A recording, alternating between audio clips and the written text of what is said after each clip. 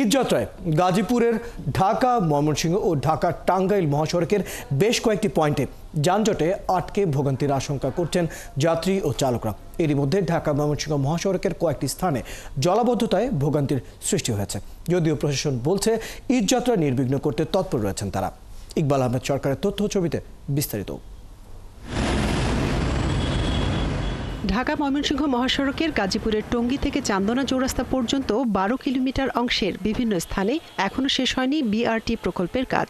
এতে সড়কে শৃঙ্খলা ফেরেনি। এছাড়া প্রকল্পের একটি ফ্লাইওভার চালু না হওয়ায় চান্দনায় ঈদে যানজটের সংখ্যা কাটছে না যাত্রী ও চালকদের।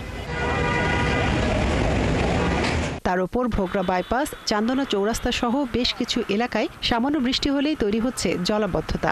এতে ভোগান্তি বাড়ছে।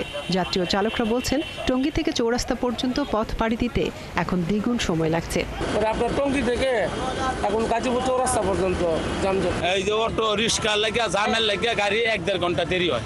রাস্তায় প্রচন্ড যানজট, বৃষ্টির পানি রাস্তায় ভরে রয়েছে, জলাবদ্ধতার কারণে যানজট হয়ে গেছে। এ বিষয়ে গাজীপুর সিটি কর্পোরেশন কর্তৃপক্ষ বলছে, ঈদ যাত্রায় ভোগান্তি কমাতে প্রতিদিনই সড়ক থেকে পানি নিষ্কাশনের কাজ করা হচ্ছে। আমাদের বর্জ্য ব্যবস্থাপনার শাখায় পুরোদমে কাজ করছে। আপনারা ইতিমধ্যে দেখেছেন, মোগরখালে স্যার নিজে এসে ভিজিট করেছেন এবং এগুলো আমরা যেভাবে কাজ করছি ইনশাল্লাহ অচিরেই আমরা এই সমস্যার সমাধান করে দিতে পারবো ইনশাল্লাহ। আর পুলিশ বলছে, ঈদ যাত্রায় জলাবদ্ধতাকে মহাসড়কের অন্যতম চ্যালেঞ্জ হিসেবে দেখছেন তারা। এছাড়া আরও কিছু কারণ শনাক্ত করে বাড়তি পুলিশ সদস্য মোতায়েন করা হচ্ছে। যেমন অনেক জায়গায় খানাখন্দ আছে, রাস্তা ভাঙা আছে, আমরা সংশ্লিষ্ট দপ্তরের সাথে যোগাযোগ করে আমরা অনেকগুলি ঠিক করিয়ে নিয়েছি।